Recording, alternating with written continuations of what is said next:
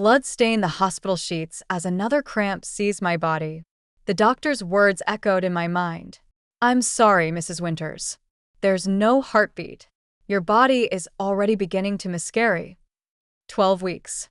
I'd made it 12 weeks before my baby's heart stopped beating. My husband David held my hand as my body went through the cruel process of letting go.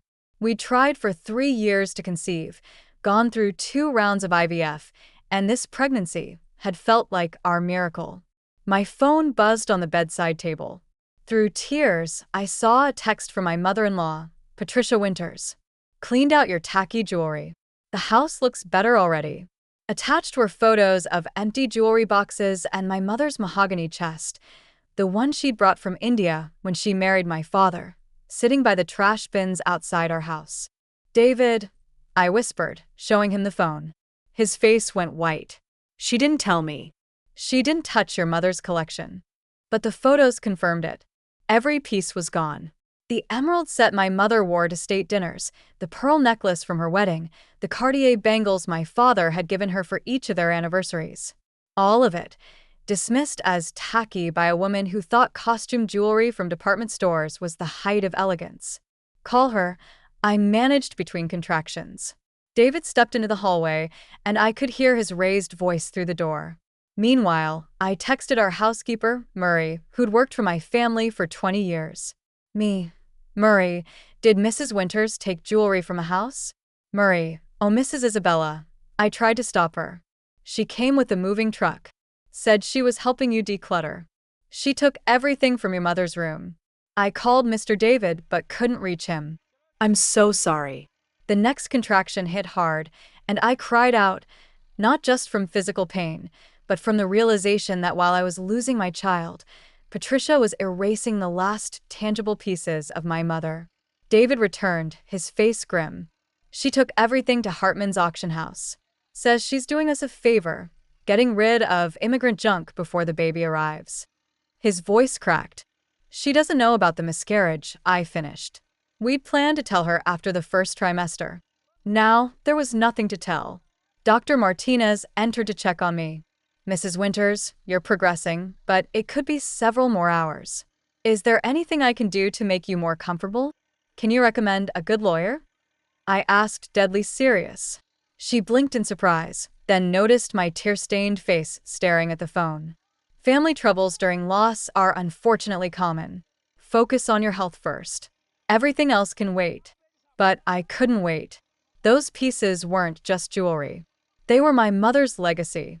She'd been the daughter of Indian diplomats, married my American father when he was a young Foreign Service officer, and spent 30 years as an ambassador's wife, collecting meaningful pieces from every posting. David, go to Hartman's. Stop the sale. Bella, I should stay with you. Go, I insisted. Those pieces are all I have left of her. Please. He kissed my forehead and left. Alone, except for the nurses who checked on me periodically, I labored through the physical process of loss while scrolling through photos of my mother wearing those tacky pieces. There she was at a state dinner in Delhi, wearing the ruby set that had been in her family for generations. Another photo showed her in Vienna, my father fastening the Cartier necklace he'd bought her for their 20th anniversary. The emeralds gleaming at a White House reception. Each piece told a story, held a memory Patricia had never understood. To her, jewelry was about showing off, making sure everyone knew how much her husband spent. She couldn't fathom that some pieces held value beyond their price tags. That they were threads connecting me to my heritage, my parents' love story, my identity. My phone rang. David sounded breathless. I'm at Hartman's. You're not going to believe this. When I told them who you were, the entire atmosphere changed. The owner himself came out. What do you mean? Bella, he recognized your mother's collection immediately. Apparently, several pieces were featured in a Sotheby's catalog about important diplomatic jewelry. He wants to know if we're really selling the Ambassador Ralph's collection. Despite everything, I almost smiled. My mother would have loved that. Being remembered not as Mrs. Winters, but as Ambassador Ralph, the first Indian woman to serve as ambassador to Austria. Is Patricia there? Oh yes. She's having what can only be described as a meltdown. When Mr. Hartman started authenticating pieces, he asked her how she acquired them. She said they were family pieces she inherited. He asked which family, since he knew for a fact that the ruby set belonged to the Ralph family of Jaipur. A contraction hit, and I breathed through it before responding. What happened then? She tried to bluff. Said she was Priya Ralph's daughter. That's when Hartman pulled out his phone and showed her a photo from last year's embassy reunion. You were wearing the emerald set, standing next to the current ambassador. He recognized you immediately. David, I need those pieces back. Already handled. Hartman refused to accept them once he realized they were stolen. He's actually calling the police. Bella, some of these pieces, he's estimating the collection at over $2 million. The Cartier pieces alone are worth a fortune. $2 million.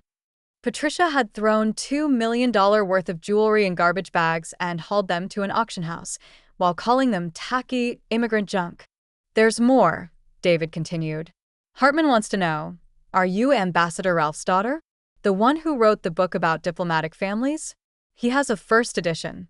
His daughter used it for her thesis on multicultural identity in foreign service families. I closed my eyes, remembering the hours I'd spent writing that book, my mother by my side, sharing stories and experiences. Patricia had called it navel-gazing nonsense when it was published. Tell him yes. And David, thank him for protecting my mother's legacy. He's actually insulted on your behalf. Keeps muttering about people who can't recognize genuine artistry. Said Cartier would roll over in his grave. The irony wasn't lost on me. Patricia, who constantly bragged about her connections and breeding, had just been exposed as a thief and a fraud to one of the city's most prestigious auction houses. The hospital room door opened. Dr. Martinez returned. How are we doing? Getting there, I said. Then to David. I have to go. Don't let Patricia leave with anything. The police just arrived. I'll handle it. The next few hours blurred together. The physical process of miscarriage is cruel in its ordinariness, your body going through motions it thinks are normal while your heart breaks with each cramp. The nurses were kind, bringing me ice chips and adjusting my position, but nothing could ease the dual loss I was experiencing. By evening, it was over. My baby was gone, and I lay in an exhausted haze while they cleaned up and prepared to move me to a recovery room. That's when David returned, looking haggard. How are you? He asked, taking my hand. Empty, I admitted. How's the jewelry situation? He pulled a chair close to my bed. Your mother's collection is safe. Everything has been returned to our house, and Marie is cataloging it all. But Bella, there's something else. What? Patricia didn't just take your mother's jewelry. She also took pieces from the safe, your engagement ring upgrade I was planning to surprise you with for our anniversary, the cufflinks my grandfather left me, and about $10,000 in cash we kept for emergencies. I stared at him. She robbed us. While I was losing our baby, your mother robbed us. Press charges. Grand theft, given the value. Mr. Hartman is willing to testify about her attempting to sell stolen goods. And he hesitated. What? This isn't her first time. Hartman made some calls. She's tried to sell items at 3 other auction houses in the past year. Each time, she'd been turned away because she couldn't prove provenance. One was a painting that belonged to my aunt before she died. Another was silverware from my grandmother's estate that was supposed to go to my cousin Sarah. The pattern became clear. Patricia had been stealing from family members for years, targeting items she thought wouldn't be missed or whose owners couldn't fight back. But she'd made a fatal error with my mother's collection. She'd assumed that because my mother was Indian, her jewelry must be costume pieces, not understanding that diplomatic families often accumulated significant collections through decades of international postings. What do you want to do? David asked. I thought about Patricia's text, sent while I was miscarrying. The casual cruelty of cleaned out your tacky jewelry. The dismissal of my heritage as something that made the house look worse.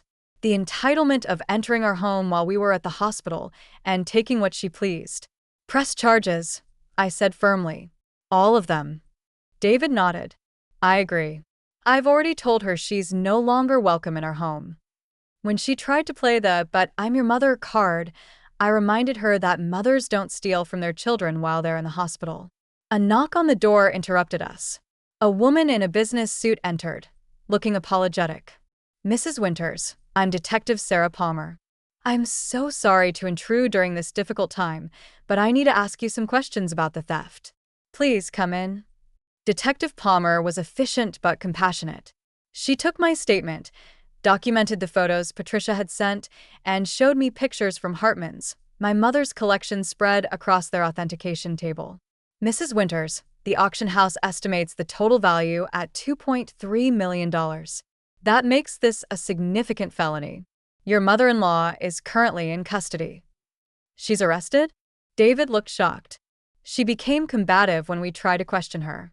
Threw a paperweight at Mr. Hartman and accused him of being part of an immigrant conspiracy to frame her. We had no choice. I laughed. Actually laughed for the first time that day. The image of Patricia, always so concerned with appearances, being arrested in Hartman's auction house while ranting about conspiracies was absurdly satisfying. Detective Palmer continued.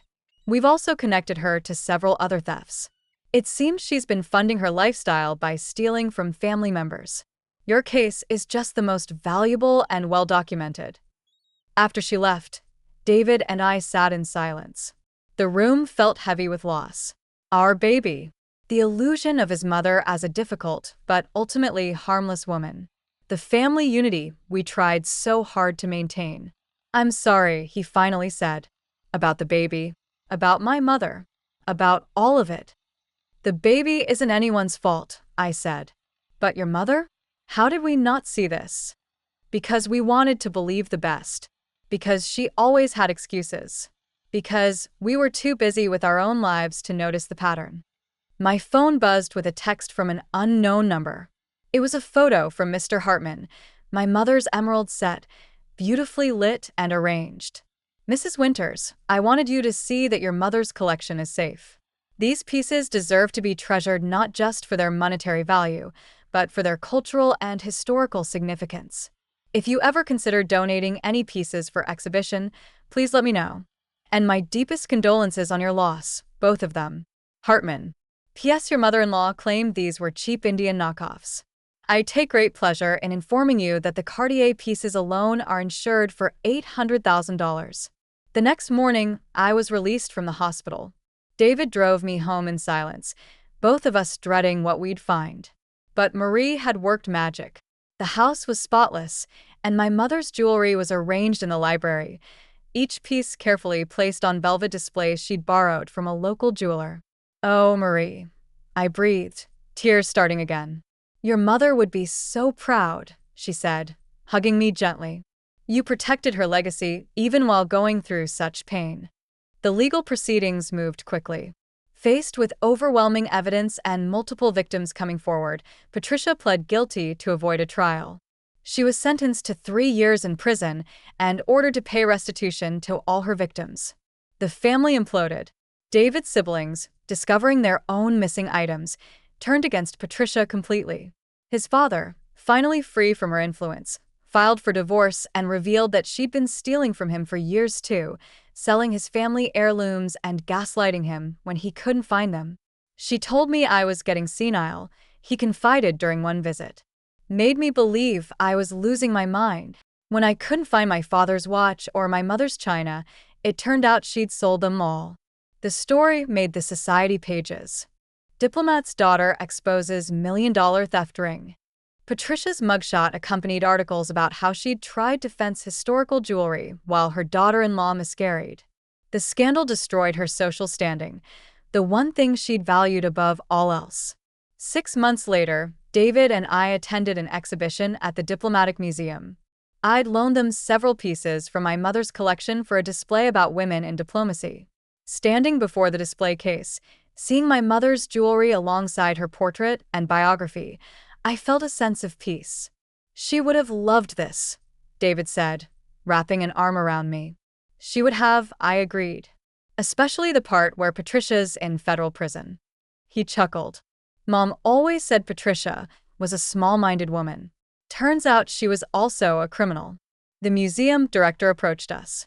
"Mrs. Winters, The response to your mother's pieces has been extraordinary. We've had requests from 3 universities to include them in research about diplomatic gift-giving traditions.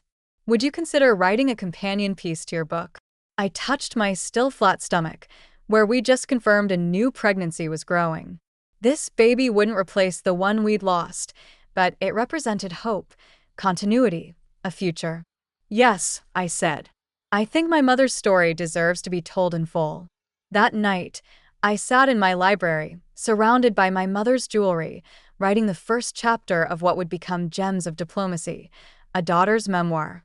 Each piece sparked a memory, a story, a lesson my mother had taught me about bridging cultures with grace and dignity. Patricia had called them tacky immigrant junk, but they were so much more. They were symbols of a life lived across continents, of love that transcended borders, of a woman who'd represented her adopted country while never forgetting her roots. And now they were mine, to protect, to cherish, and eventually to pass on to my own daughter. She would arrive healthy and perfect 7 months later. We named her Priya after my mother, and on her first birthday, I fastened a tiny gold bangle around her wrist, the same one my mother had worn as a baby in Jaipur. The one Patricia had thrown in a garbage bag. The one that connected my daughter to generations of strong women who knew their worth couldn't be measured in dollars or social standing. Patricia serves her time in minimum security, writing letters no one answers. The woman who'd spent her life obsessed with appearances is now known as the mother-in-law who robbed her miscarrying daughter-in-law. No amount of social climbing can overcome that fall. And somewhere, I like to think my mother is laughing at the beautiful irony of it all, her tacky jewelry exposing the real trash in our midst.